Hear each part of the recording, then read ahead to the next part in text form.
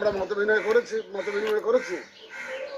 প্রত্যেকে বিভিন্ন দেশের চিফ ইলেকশন কমিশনাররা আমার সাথে দেখা করেছেন, আমি তাদের সাথে কথা বলেছি, তারা অত্যন্ত আনন্দিত আমাদের অ্যারেঞ্জমেন্ট দেখে। আপনারা ক্যান ইউ ইমাজিন, আমার প্রায় 17 লক্ষ লোক কাজ করছে এই ইলেকশনটা কন্ডাক্ট করার জন্য। 17 লক্ষ, প্রায় 9.5 লক্ষ আইন শৃঙ্খলা বাহিনী এবং প্রায় 8 লক্ষ হচ্ছে যে ফুল কালেক্টর যারা ভোট কালেকশন করবেন।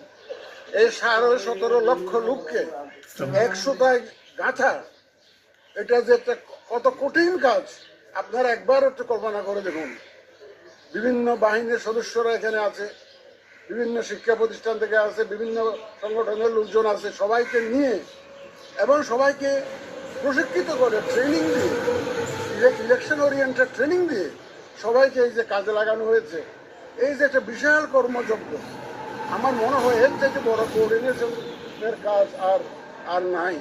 আমরা ইনশাল্লাহ এ পর্যন্ত আপনাদের সহযোগিতা নিয়ে সব চ্যালেঞ্জ মোকাবেলা করে এসেছি। আমরা জানি না সামনে আরও কি চ্যালেঞ্জ আসবে।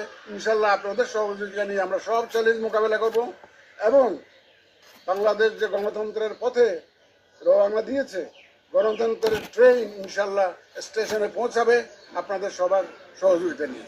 এখন তো 2 ঘন্টা ভোট আরো সময় আছে। আপনি নিজেও জানেন যে অনেক বিভিন্ন রাজনৈতিক দল নির্বাচন বলে গেছে যে পাতানো নির্বাচন হবে, তাদের কি পাতানো নির্বাচন হচ্ছে এখানে?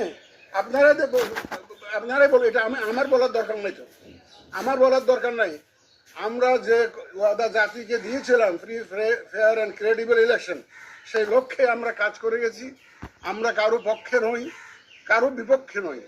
আমরা শুধুমাত্র একটা সুন্দর পরিবেশ, নির্বাচনের পরিবেশ সৃষ্টি করার চেষ্টা করেছি এবং আশা করি এবং আমার ধারণা আমরা ইনশাল্লাহ করতে পেরেছি আপনাদের সহযোগিতা, সবার সহযোগিতা নিয়ে। এবং পাতানো, আমি একটা কথা বলেছিলাম একদিন যে এই দেশে কোনো পাতানো নির্বাচন হবে না। এই পাতানো নির্বাচনের ইতিহাস আমাদেরকে ভুলে যেতে হবে। এখানে এই কেন্দ্র দখলের ইতিহাস আমাদের ভুলে যেতে হবে, ভোটের বাক্স দখলের ইতিহাস আমাদের ভুলে যেতে হবে। দেখেন, 127 মিলিয়ন ভোটার্স ইন্টু 2, কারণ একটা রেফারেন্ডাম আছে, 254 মিলিয়ন ব্যালট পেপার আমাদেরকে ছাপাতে হয়েছে। এই ব্যালট পেপার যথারীতি বিভিন্ন কেন্দ্রে পৌঁছাতে হয়েছে। বিষয়টা একবার ভাবুন আপনারা, কত বড় জায়গান্টিক একটা টাস্ক আমাদেরকে কাঁধে নিতে